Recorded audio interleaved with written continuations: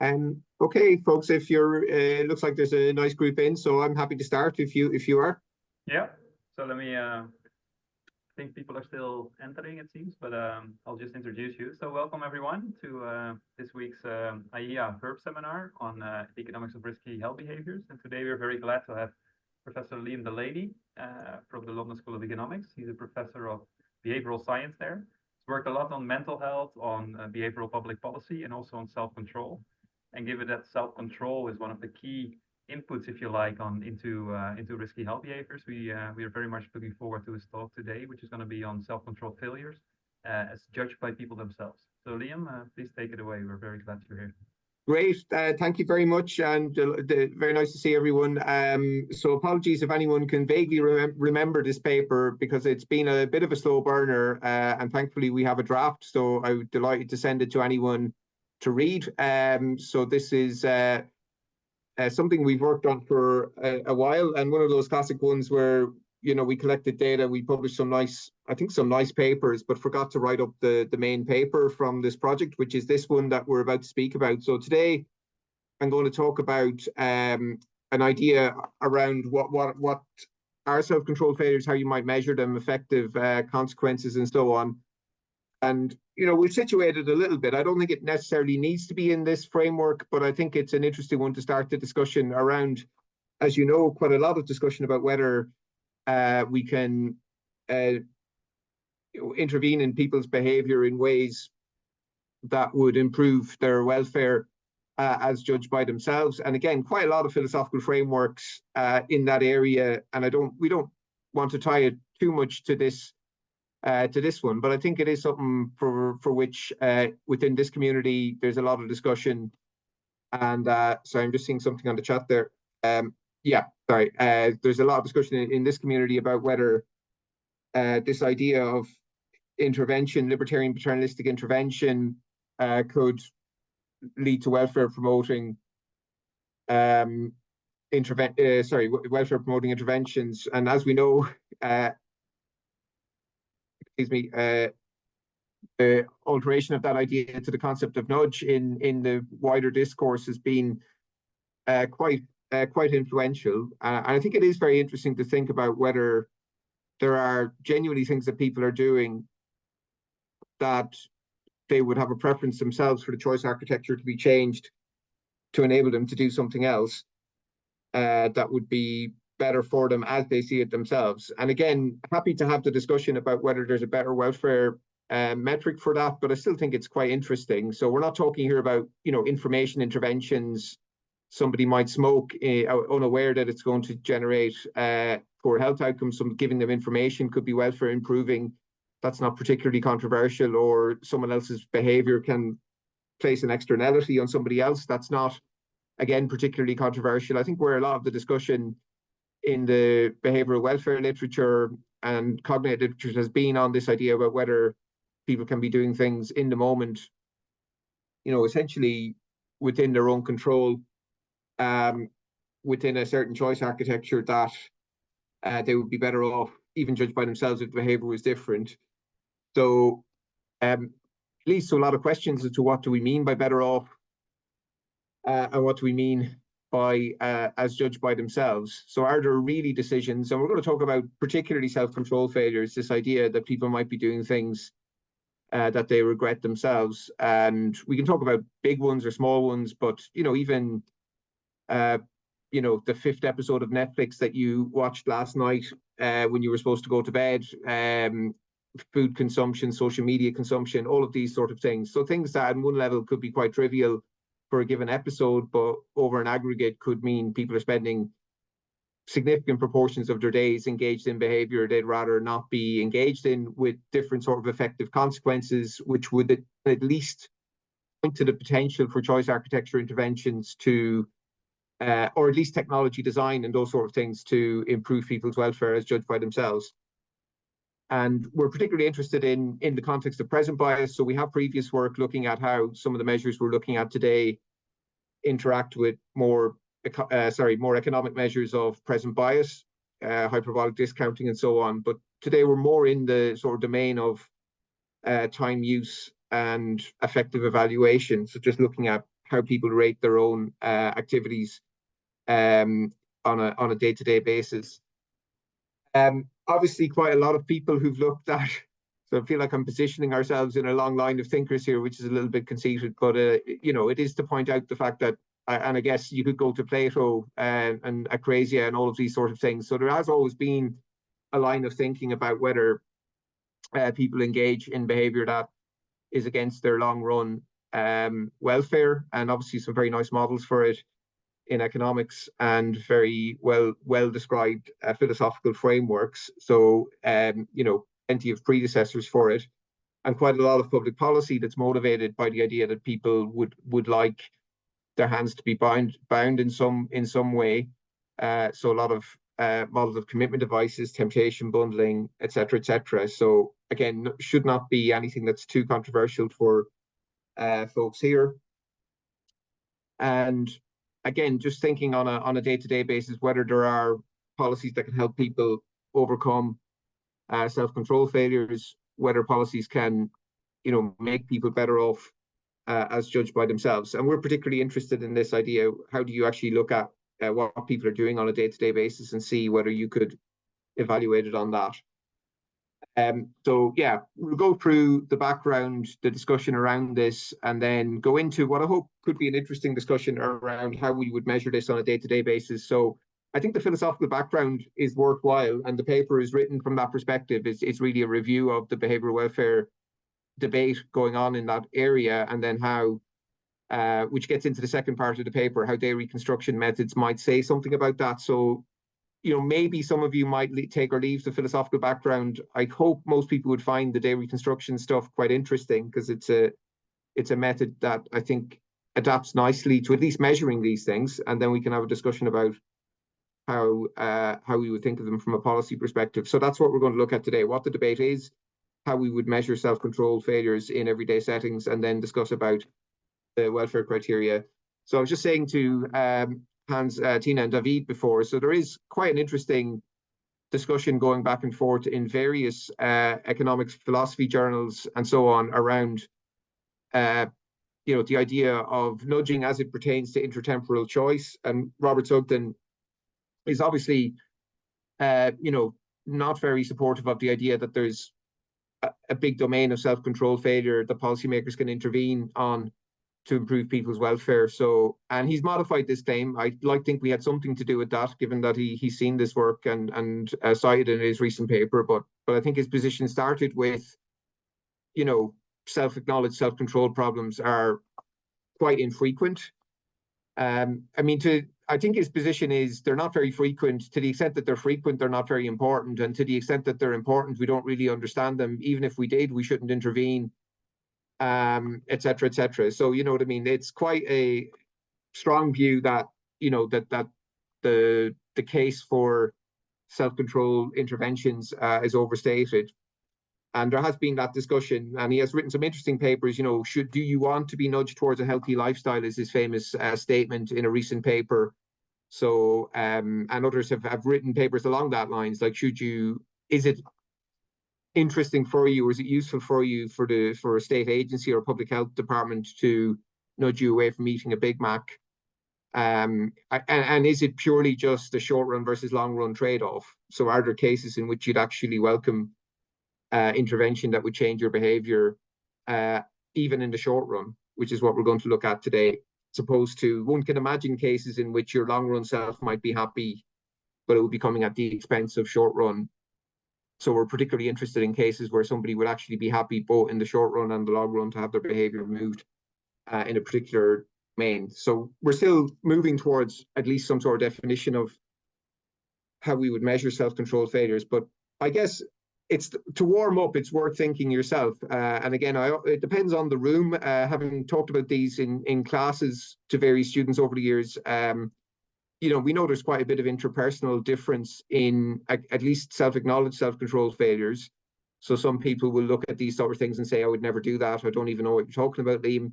Others, you know, their eyes light up immediately when you start describing it. And, you know, people can recognize themselves very clearly in this idea of, you know, I've watched too many Netflix, or, you know, had that extra beer that I didn't want, or I'm constantly trying to stop using X or LinkedIn or whatever. So I guess, we would expect individual differences in it, and then looking at whether there's welfare effects, and then whether these can be used for policy or how they might be used for policy. And I mean, a very simple one is this sort of sequential idea. And I want to thank Daniel Reed, who gave us quite a few comments on an early version of this, which I think what we were originally thinking of, which was a sort of sequential, almost regret idea of self-control. So I want to eat a healthy salad tonight. And then the time arises, I eat the burger with fries instead. And then shortly afterwards, I'm thinking, well, I really should have eaten the salad. And I'm sure many of us have those sort of behaviors, so that you intend to do something, and then you arrive in the situation of the choice architecture that you face, the incentives that you face, the motivation that you have at that time. And again, you can model that in standards or present bias if you want. And obviously Leibson and colleagues and many others have looked at that sort of behavior. So I want to do something, and then my preferences change as I come closer to the time horizon. And philosophically it's very interesting, but it's quite difficult in some respects. And I'm going to make a bit of a switch to another concept quite quickly, but it's actually the main point of the paper, so I should probably dwell on it a little bit. But there is a bit of a philosophical bind here, right? Which is what people like Sugden and others have pointed out, which is that there's not, you can look at these models in varying degrees of depth, but even at a very basic level, it's not clear that eating the burger with fries is a bad thing, right?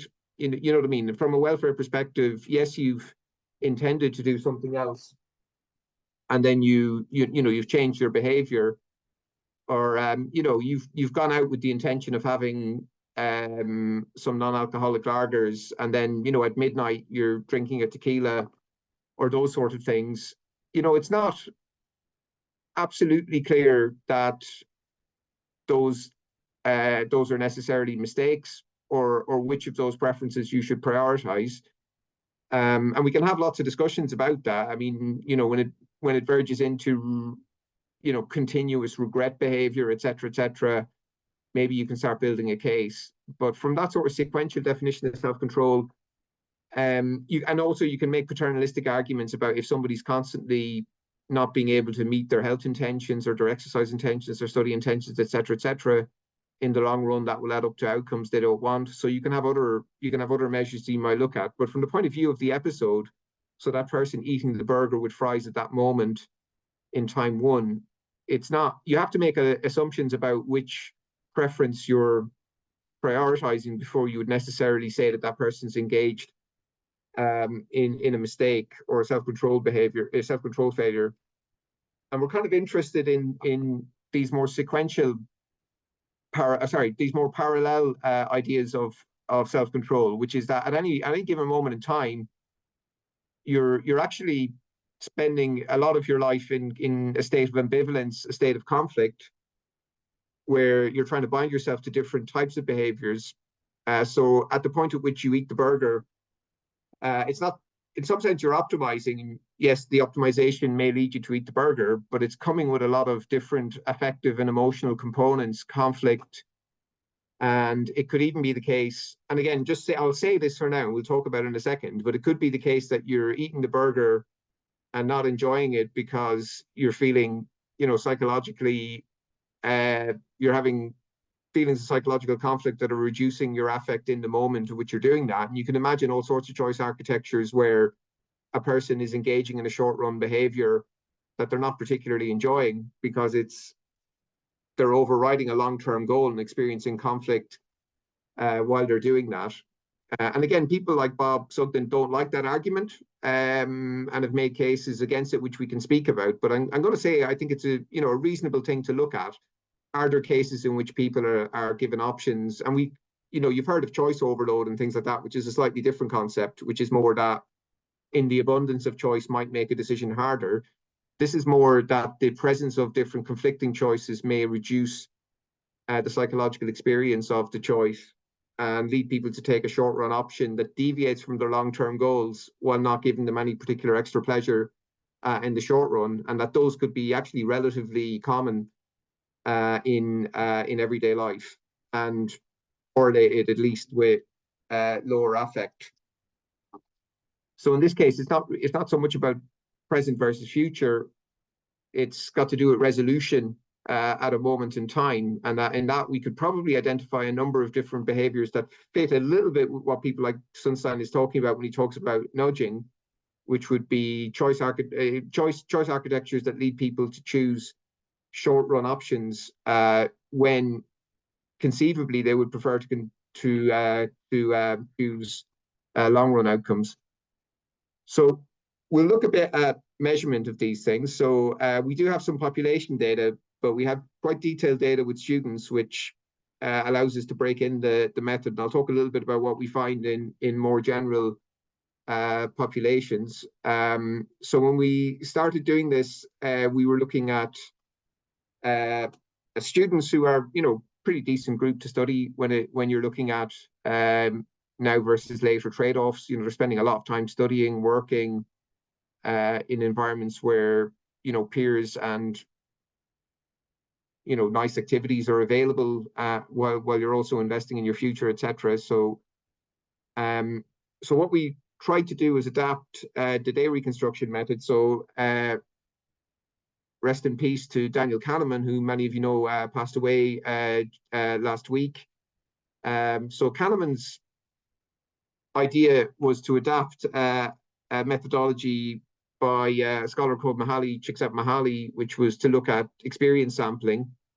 So along with Alan Kruger, Norbert Schwartz, David Schkada, and Arthur Stone, which is sort of a dream team of psychology, economics, and survey designers, they sought to modify time use studies and experience sampling studies to present a whole day account of people's time use and well-being, which in a series of beautiful papers, they argued for a potential to be integrated into things like national time use measurement and even to produce national well-being accounts.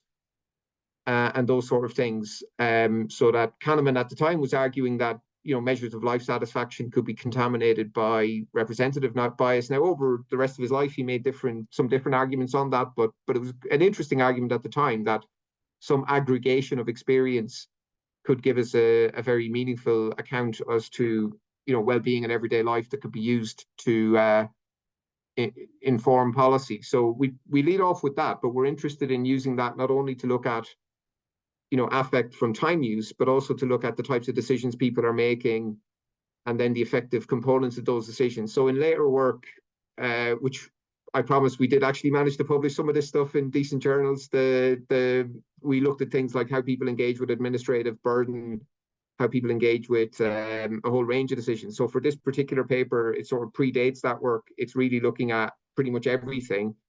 And as I'll talk about, there is a lot of advantage in this method to drilling very deeply into individual types of decisions. But for this paper, we're really going to look at quite a broad level of decision bandwidth. So we're trying to combine this idea of day reconstruction, of looking at episodic well-being with behavioral ideas of present bias, and also based on the work of a guy called Will Hoffman, who wrote some really good stuff on temptation. So integrating the idea of how people resolve temptation in everyday life. So in terms of what it looks like, so many of you be familiar with the day reconstruction. So it gets people to go through a diary. So this is what they will have themselves. So we don't necessarily see this. This is an aide-memoire. So if I asked you what you were doing yesterday at midday, you probably couldn't remember. Whereas if I asked you, a few questions about what time you woke up at, what you did for breakfast, that sort of stuff, and you had a way of visually representing it, it can help with the process of memory. And I'll come back to this later, but you may or may not believe that people can precisely remember what they were doing yesterday. And we've done quite a bit of stuff comparing it to experience sampling, which again, we can talk about. But even if they didn't quite remember, I think remembered utility versus experience utility is itself an interesting one. So I think I can say for today, I'm looking at remembered, recalled utility, and we can have an argument as to what precisely that is, but it's so we look at what day it is, what they're doing, and then standard time use methods, and then with Norbert Schwartz, who's an expert on episodic memory, they came up with this protocol to get people to go through their day like it was a film. So, yesterday was a film, think of it, the different episodes. So it might be breakfast, lunch, went to Liam's seminar, took the kids from school, that sort of thing.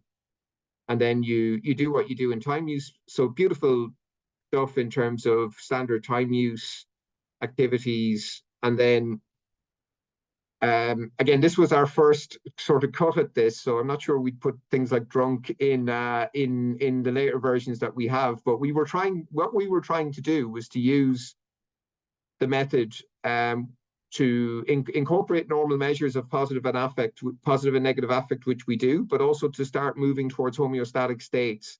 So things like hunger, whether they were thirsty, whether they'd drunk alcohol, those sort of things. So we've refined these a little bit since, but I think, when you're looking at getting people to recall episodes, I think somebody uses the phrase, it's a bit like Tolstoy, happy emotions are quite bunched together, whereas unhappy emotions are all quite different. And then when you move into things like homeostatic states, like, you could be tired but not angry. Generally, if you're happy, you'll also be calm, that sort of stuff. But yeah, we can already use this to do what Kahneman and Kruger had argued, which was to look at well-being and different sort of motivational states when people are engaged in different types of time use, and then the daily pattern of that. Okay, so now we move into trying to incorporate some work from the psychological literature on temptation, and start moving towards answering the question as to what extent do people experience self-control failures over the course of a day, and to what extent are they correlated or at least potentially causal when it comes to affective states. And what we ask them is the desires that they faced during episodes. So what did you want to do during these given episodes? So these are conscious desires. And again, very interesting questions as to whether all these, the desires that people have are fully conscious. But yeah, we're interested in remembered want, which is, may not be all of human desire, but it's an interesting component of it. Did you want to go to sleep? Did you want to have a drink of water? Did you want to eat some food? And then we looked at the strength of the desire. And then we look at this, which is conflict. So to what extent do people feel conflict during the episode? And what was firstly, what was the strength of the desire? And then how at odds was this? Now, again, I'm open to debates, rows, discussions as to this question. Interesting questions as to whether people can remember it. And we've worked with Will Hoffman on what happens when you ask this in real time. And we have a paper in the Journal of Behavioral Decision Making where we compare very precisely what happens when you do it in real time. And the results are staggeringly similar on a lot of the models that we're looking at.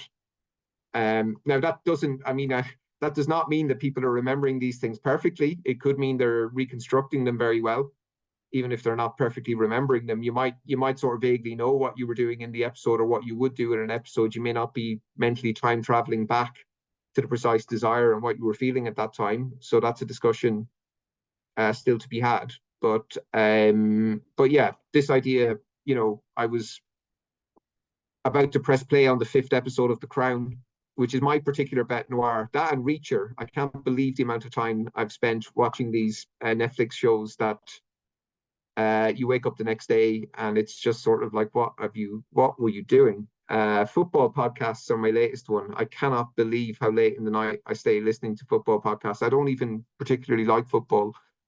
But so you're making these decisions that are potentially at odds.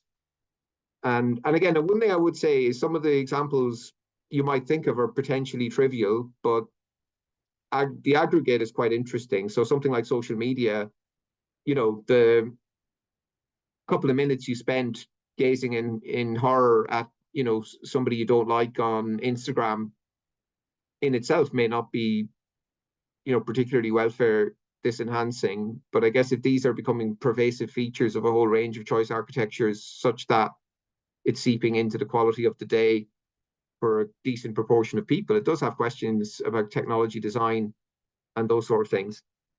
Again, we're interested in desires that people have an opportunity to enact. And we're interested in ones particularly where they try to resist. And again, for some of you, you won't know what this means because you don't experience that. And for others, including myself, that would be a reasonable chunk of your day, trying to not do things that you're tempted to do. And I don't particularly like the phrase self-control failure. I've had an ongoing row with my colleague about this and with some of the literature about this. I think it's a bit of it's one of those ones where slightly Victorian language has creeped into a literature, but enactment following resistance in conditions of conflict during an episode is a slightly more difficult phrase to convince people of. But when we talk about self-control failures, we mean enactment following attempt to resist. So this is something that a person has experienced an impulse to do, has tried to resist doing it, and then they have done it. And again, you can think of ways in which, even in that couple of seconds when they're doing that, you could think that they change their mind, etc., etc. And we'll talk about that. But I think it's a reasonable idea that somebody, has committed to a plan, and even at the time of inaction or the time of action, they've changed. They don't want to do it, but they do it anyway, despite the fact that they've actively attempted not to do it. So, firstly, do these things happen? And then what are the potential welfare costs of them? And then in the paper, which I'm happy to send, we talk a lot about what sort of data you would need on this, how you would sort of go on to more causally look at the impact of different interventions on these sort of things. So how frequent are they? So this is, I always like to think of this is economists looking at human desire. So like this is basically, there's quite a lot of attempts to resist desires and quite a lot of enactments, even with the attempt to resist. So in this case, with the students, there's 531 from 3,676 desires are ones in which they've attempted to resist but enacted. So they've experienced conflict, they've attempted to resist it, and they've enacted anyway. And in general, you see quite a lot of attempts to resist the enactment of desire. And this is something we find in population data to a lesser extent. Students, I think, by the nature of their setup, they're spending a lot of time in the library, or in cases where they are motivated to do one thing for their future self, and there's a lot of temptations to move another way. So it's slightly less in population data, but conflict is quite a feature of human decision making. And so we looked at the number of episodes, the number of desire enactments, and then in this case, 14 to 15% are what we, which I sort of mournfully call self-control failures, because I still don't really like the phrase, but you know what I mean. They are decisions following an attempt to resist, where somebody's experienced a temptation that's at odds with their long-term goal. So it's the 5th episode of Netflix. It's I've checked my phone again. I've logged into, for me, actually, at the moment, it's social media. I'm really trying to stay off it. And you find yourself, gazing back to it, etc. So in the sort of domains, again, we've refined it a little bit as we go. We were using this category at the time called postpone, which was basically people who were trying not to postpone a task. So this would be a student in the library, and they're really trying not to break off from study, but they do break off. But I think it's a bit of a broad category. And certainly where we see a lot of the red ones would be in eating, trying not to fall asleep, which, given we're halfway through my seminar, I'm sure none of you could identify with that one. And the use of social media. So I've had a few people start talks recently by daring people not to check their phone throughout the whole length of a talk, which I don't really like doing that because I think it's a bit intrusive. But you know, it's a difficult enough thing to do for a lot of people. So you see quite a lot of decisions under that, and you see quite a lot of decisions where people have managed not to enact. So again, what we slightly morally call self-controlled success, but that would be not enacting when you're experiencing resistance. So that's like, you know, would you like that final beer, Liam? No, I'm going home because I have to be up early in the morning. So you've enacted it. Tina. Yes, Hans has a question actually.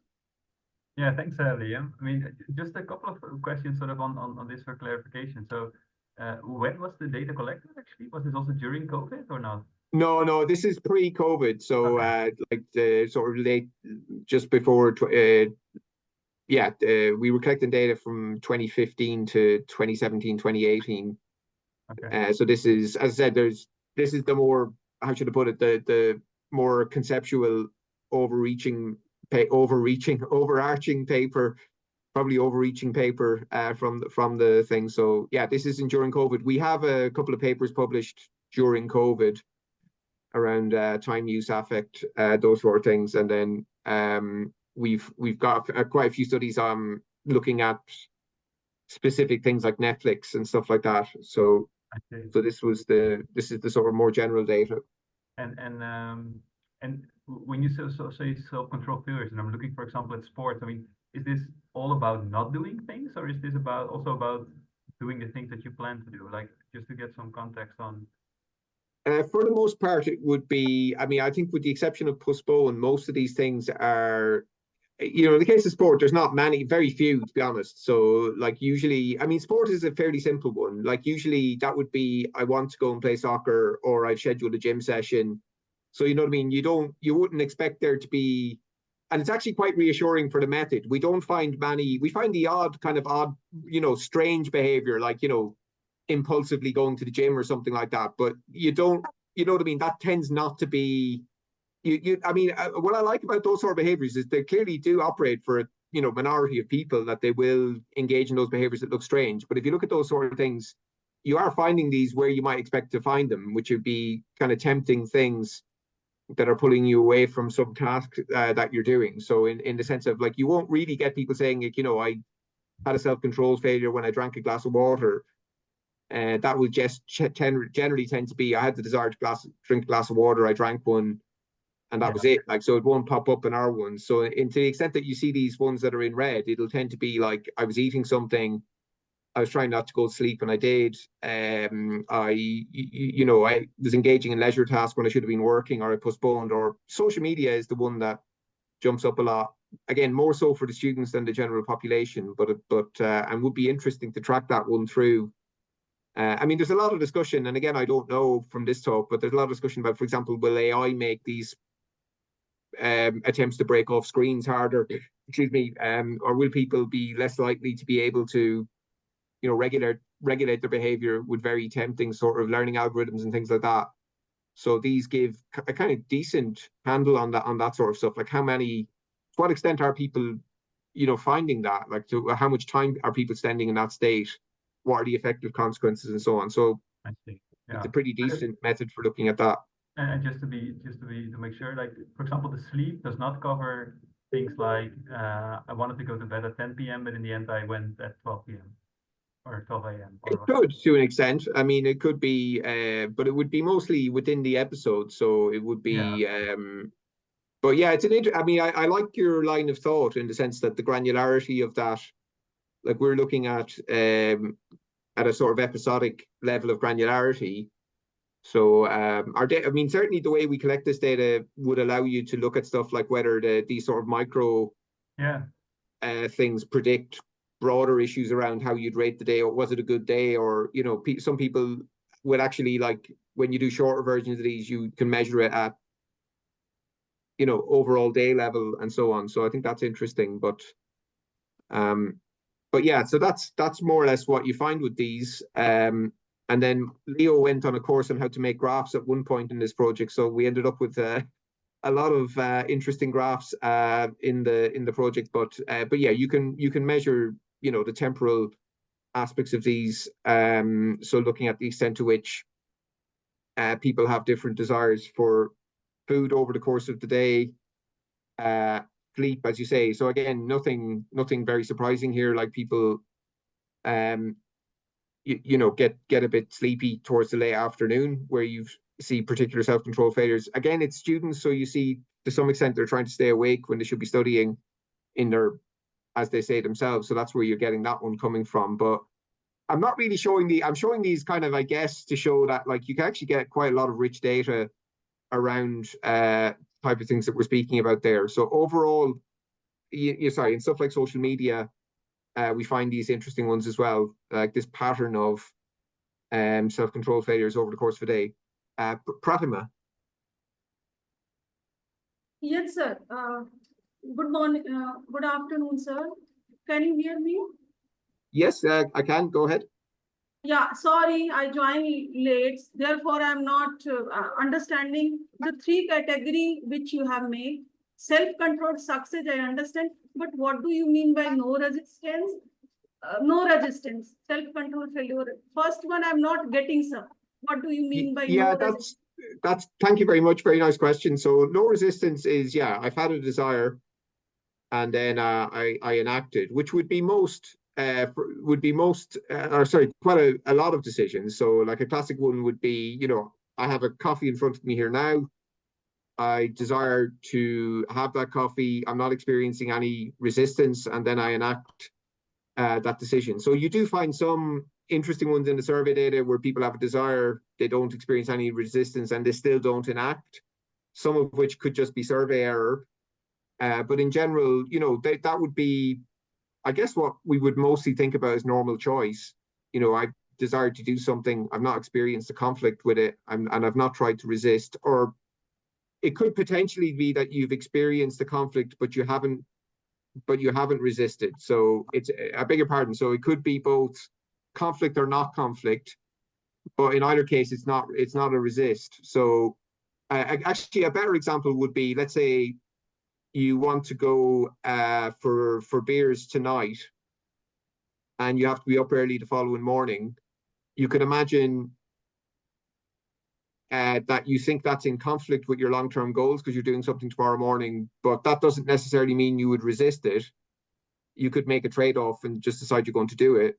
The resistance we're interested in is, you know, I've actively tried not to do it. Like I've thought about it. I've done all of these sort of internal maneuvers to try not to do it.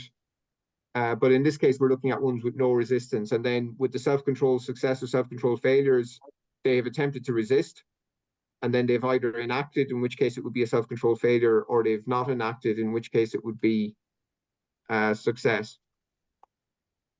So hopefully, is that okay, Pratima? It's still not too clear about no self-control failure, in the sense I'm trying to do something, but I went up to certain, let's suppose I wanted to come to America. Might I land up in Europe and then I couldn't go to the America? So that can be self-control failure. Half of the way I disown my, decisions. I mean, it's a nice point, but no, it wouldn't, that in that case it would just be a mistake, right? Or it would be poor information. So it would be more like a self-control failure would be more, I'm standing there at a let's say at a shop counter, and I'm deciding whether to buy cigarettes or not. And so I feel conflict, right? Because I don't want to smoke because I know it's bad for my health. And I've been trying to quit. So I attempt to resist. I say to myself, Liam, don't buy the cigarettes, right? Okay. Don't buy the cigarettes, buy a bottle of water, distract yourself, do implementation, intentions, mindfulness, whatever you've been trying to do. And then the self-control success would be that works, and I buy a bottle of water instead, or I just simply walk away from the counter. And self-control failure would be, you know, I've attempted to resist, but I still buy the cigarettes. And no resistance would be, I walked up to the counter with the aim to either buy a bottle of water or buy cigarettes. There could be a conflict, but I don't, you know what I mean? I'm not making any attempt to resist that. I'm just simply buying it. And then, Okay, so you are trying to say that whosoever have a conscious decision, they're not thinking either way or anything. They're not making the, gain and loss. Once you make the gain and loss and you behave, one person can go straight for gain or straight for the loss without having to, think over or have a given a thought about that. That you're trying to say. yeah, I mean, I let me make a little bit more progress, so it might become apparent, because I think Okay, conscious sir. thought is, I mean, it's a really good thing to tease through, and I'm happy to share the paper as well. But you're right. I mean, it's partly bound up with the conscious process. But so let me try and make a little bit more. We can talk about it then. So again, Okay, we were sir. just graphing these by type. So I guess that's the answer to the first question. It may not be a satisfactory answer for everyone, but when you look at this basic question as are people doing things during their day they have tried to resist and they enact anyway, the answer is yes, quite a lot, and in quite a few domains. And we have looked at this in population data. We don't find quite so many. It's more in the sort of 10% of all of the desires that people have. But we're looking at a quite a large and quite predictable set of decisions over the course of a day. So I would say open for all sorts of rows, arguments, discussion. But I think the sort of view that people like Bob would have, that this isn't, or did have at one point, that this isn't a big thing. I don't think so. I think this is something that is relatively straightforward factor of human decision making, that people engage in decisions they regret all the time, or or regret is maybe not the best word, but that they enact despite attempts to resist, is the language I should keep using. Tina. Yes, Vicky has a question. I think she posted it, so I'll just repeat it. She's curious how this work applies to people with damage to the prefrontal cortex, such as many criminals, and they have problems with health behaviors as well, but are maybe not well represented in your sample since it's college students. Yeah, it's a really interesting one. I mean, Leo has been looking at folks with Parkinson's because with a medical team, because it's a really interesting one. That impulse control, for example, is one thing that starts to and again, I don't want to talk too much about Parkinson's because it's outside my thing, but he's been working with an expert on Parkinson's on those sort of questions. I mean, if it came to something like criminal behavior, or if it came to something like prefrontal lesions or things like that, it would be quite interesting in the sense that, like, one thing you might see is patterns of destructive behavior, but they're not self-control failures, if you know what I mean. Like, even if you look at like student substance abuse, like a lot of heavy student drinking is not a self-control failure. It tends to be more of a self-control failure in non-student samples. So you know what I mean? There's not that many students who are like, I didn't really want to have that fifth beer. It's more that it's goal-directed automatic behavior, and it may be reflective of things like norms or those sort of things. But there's not that many students who are like walking past the off license thinking, I really shouldn't have a beer. It's more, that they're either not internalizing potential injury consequences or stuff like that, which is not really what we're looking at here. And I think when you're looking at criminal behavior, or if you're looking at, and again, I'm speculating a little bit, but we're getting into different reasons for intervention. I think we're zoning in particularly on these debates within the intranalities and nudge literature about whether within normal human behavior, there's a whole range of things that we wish we weren't doing. So in terms of how frequent are they? So sorry, there's a typo on the slide here. These aren't multinomial, these are multi-level binary logit models. Apologies for that, I just spotted it before the talk. So we're just basically just modeling when these occur. So in the paper, if you're so inclined, you can see, how these are predicted, what sort of environments, and it opens up, I think, or we think anyway, and we argue it in the paper, it opens up an exciting line of study to look at how choice environments, how things like, laws regulating the internet, how different technology design, how different interventions and so on, could plausibly be plugged into models like that. and it lets us look at things like the extent to which it varies over the life cycle. And we follow up with population data. Now, this is with students. In the general population, these things markedly decline with age, which is a good news. I guess the bad news is it's markedly declining with age, partly because desires are going down quite a lot with age. But you see a really big life cycle effect, both in particularly in the population data, and then not a huge amount of stuff going on with gender in the population data. To some extent with the student data. But then the second thing is, to what extent are these things predictive of negative affect in different? So the advantage of day reconstruction is we're looking at these things happening, but we're also able to look at how people are feeling in the moment of choice. So if you think of a lot of the standard models of intertemporal choice, it's the idea that your immediate gratification, you're getting a happiness hit now by behaving in a particular way, but you're taking a cost later.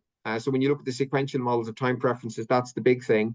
But what we're trying to think about is, are there a set of decisions where you actually don't get an immediate well-being effect because the conflict and the attempt to resist and the failure to resist is actually welfare reducing? So we have quite rich measures in the data of positive and negative affect distributed in the way that it tends to be. So you get a reasonably happy day for most people, which thankfully is what is found in most of these studies, and then a distribution of negative affect. So in this case, we're looking at an episode. How did you feel? Like, are you happy? Are you sad? Those sort of questions. And as I said, these are looking at affect. And again, apologies, these are multi-level, not multinomial models. So looking at the extent to which the person experiences positive or negative affect as a function of whether they're experiencing self-control failures and all sorts of controls and so on. So to what extent is the presence of a self-control failure in an episode reductive of people's welfare? And controlling for the kitchen sink and doing all sorts of models, you get substantially reduced positive affect, slightly shakier results on negative affect, but that's after controlling for pretty much everything. But even controlling for number of desires, locations, social interactions, all of these sort of things, you find very significantly reduced negative affect. And again, in the paper, we go through in quite a bit of depth as to what that is. It's actually largely coming from the conflict itself, believe it or not.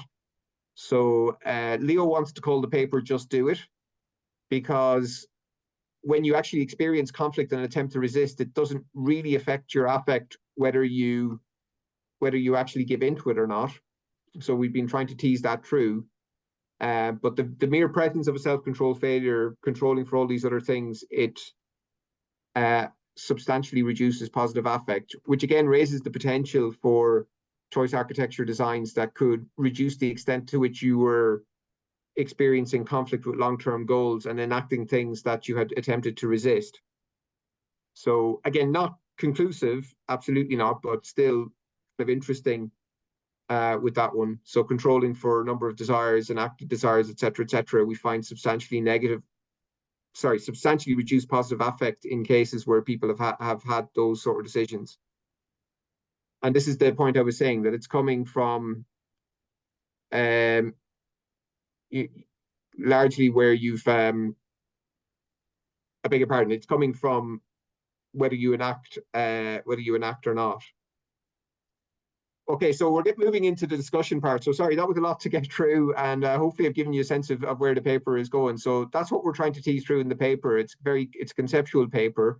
So firstly, it outlined the definition of what we mean by self-control failures, which was a parallel definition that can be measured phenomenologically with experience sampling and day reconstruction type measures.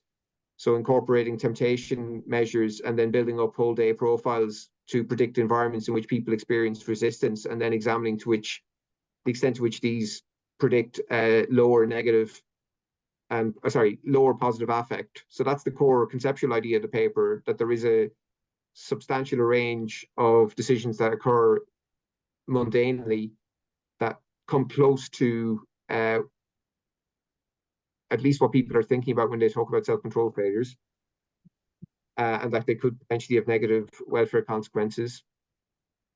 I mean, we do have various different limits, which we're looking at about how you would causally look at this. And I'm sure people have ideas around how you would modify those environments. So in the stuff that we have at the moment, it's observational. I think there's a really interesting question as to how you would line up experience sampling with remembered. And I would say, by the way, it's not necessarily the case that remembered utility would be wrong, even if it didn't correlate fully with experience utility. So remembered utility is basically how we've encoded the experience. So even if it's misremembered, it's not necessarily invalid. So when I'm sure at some point you'll be able to look at precisely the connection between experienced, remembered, and then far future remembered. And I'd be shocked if they were 100% correlated, but it's not clear, you know, which you'd fully go with if they weren't. But as I said, in the paper with in the previous paper that we looked at, we find quite a lot of correlation, or sorry, quite a lot of concordance between what you find with experience sampling measures and day reconstruction for these types of studies. And then, are there policies that could be welfare promoting? What sort of policies might they be? And I think I might just stop there. So I was going to go into some more conceptual questions around whether policies can improve people's welfare through those routes, but I'll leave it there. So basically, that was the idea behind the paper. So day reconstruction can help us identify these things could be welfare effective, and data from these sort of studies could be useful in helping us understand public policies that could improve welfare as judged by themselves. So thank you very much. Thank you very much, Liam. We already have a question from Davide. Davide, do you want to pose the question yourself?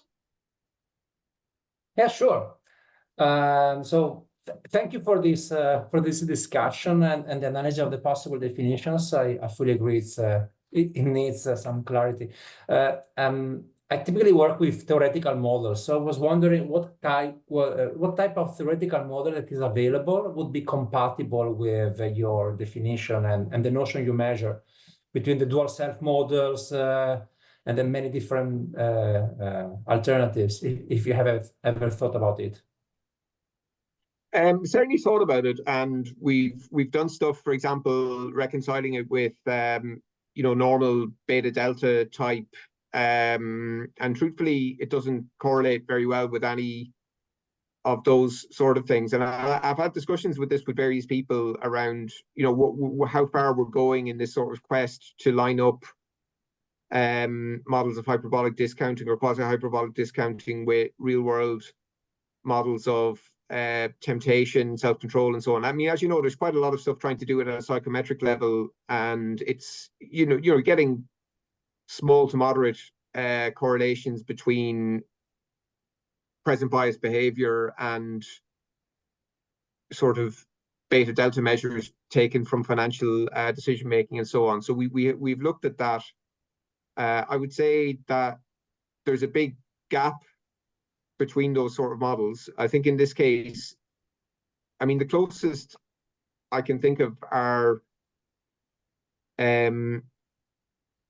probably still models of quasi-hyperbolic discounting, but the attempts to line them up empirically have been pretty much unfruitful, which I should probably feel guilty about, but humans, that's just the way humans are acting, so we have to just sort of factor that in. But I'd be really open to continue to discuss it. I mean, the theoretical models we're drawing from are sort of parallel models of intertemporal choice with dual processing, but the deeper theoretical sort of preference models our attempt to sort of reconcile those, not, you know, it's a difficult thing to do. If I may, have you tried with Funderburg-Levin, so the idea that there is a costly temptation And so it's possible to follow your long run plan, but it's just costly, and there is a cost of temptation which may eventually change over time. You don't somehow I think it might be a nice alternative with respect to the beta delta model, which is of course important. But that one allows you also to measure somehow the intensity of temptation, which seems like something you have in your data, or you might somehow correlate with this.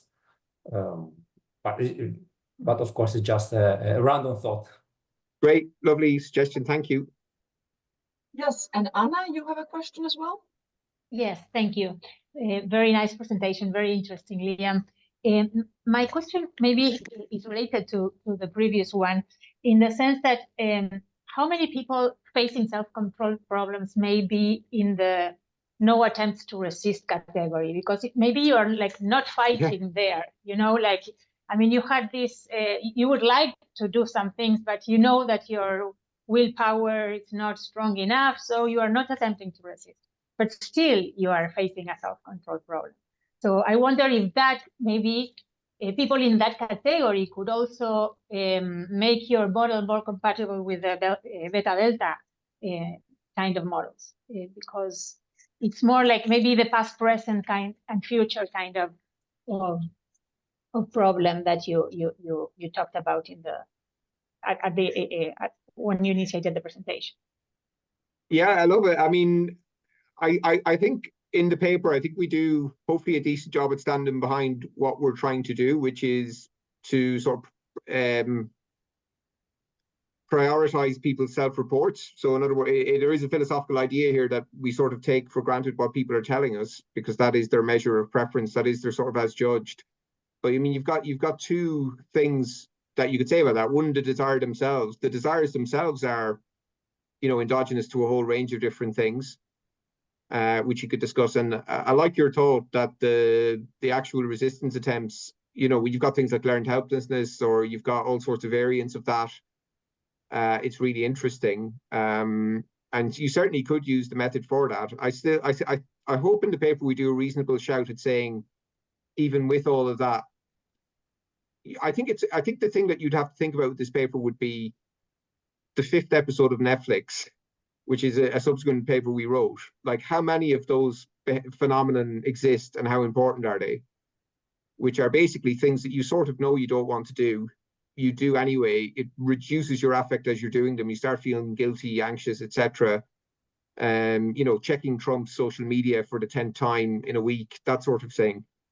And you know, to what extent are those pretty pervasive aspects of human behavior? And I guess that's the debate we set ourselves at. And I think we've probably come to the conclusion that they're a relatively frequent aspect of human behavior and probably modifiable, but that's still up for grabs. But I really like your thinking on it. Yeah. Thank you. Okay. Yeah, thank you all.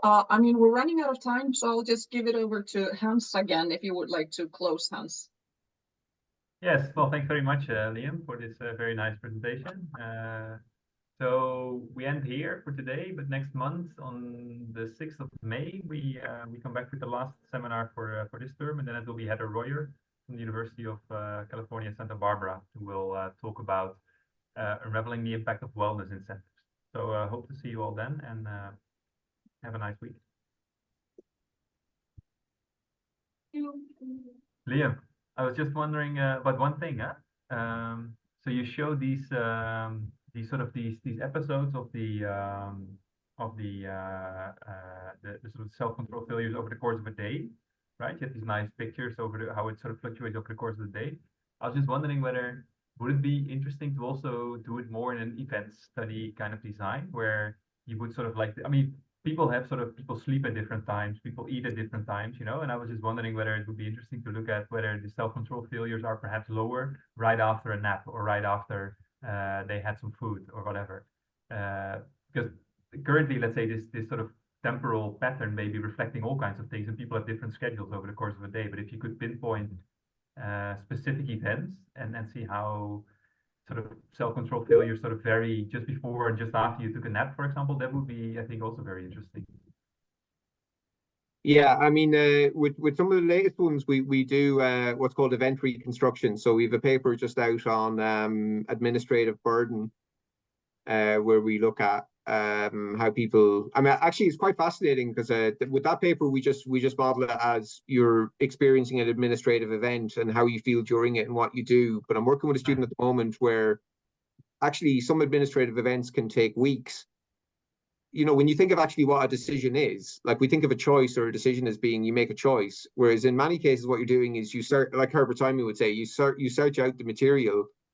But we have like stuff where we have cameras mounted on people and stuff like that, and they're downloading forms, and you'll see that they'll put it aside, they'll take it back up, they'll break off, they might put it away and not, and those sort of things are really interesting. And you're right, with those sort of things, you can't really, I mean, if you're looking at something like consequential administrative burden, you can't really model it at a day level. You have to ask them, think about the last time you had to engage with a switching behavior or something like that. But you really are, you're testing memory. Yeah. So the stuff, if I had infinite budget, like the stuff I'd really love to do would be to get a full sweep of how a person remembered something, where you'd measured how they experienced it and then track the memory through at different levels of granularity, including getting them to average. So Arthur Stone does that for pain. So he's doing that, he's polite about this stuff, but I think he's looking at very, very, very, very specific measures of pain. So he would say, like, Jesus, you can't really look at how a person remembered an administrative episode a month ago. It's a lot to ask people to do. But yeah, I think my feeling is they may not revivify it, but I think they can reconstruct it. And the reconstruction is probably not far off on average how they experienced it, which and even the fact that they remembered it as such is there. And this is where we move off economics into philosophy, that if you're prioritizing their remembered utility, what you're basically saying is, look, if they remembered it as such, that's a measure of utility. Like if I ask you, what do you think of Liam's talk tomorrow, if you thought it was a rubbish talk, that's your memory of the talk. That's not, it doesn't get less value from the fact that you might have enjoyed it at the time. But it's I actually had a really interesting one day. I gave this talk a couple of years ago, and they forgot to bring sandwiches to the lunch. And I can remember talking to people about it. People who were really skeptical about whether you could remember stuff. I can remember talking to them a year or two later and say, I bet you remember how hungry you were during my seminar. Yeah. All right. Liam, I would love to have your paper, to read your paper. So I just put my email in the chat. If you could send it to me. Yeah, I'll send it to you right now. Great. Thanks so much. And thank you all. Thanks for the invitation, Brendan. I see you're there as well. Good to see you. Good to see you, even if on the dark screen. But thank you very much. It was really stimulating to get out and meet people. All right. Well, thank you. Thank you for presenting. Thank you. Bye bye. Cheers. Bye everyone.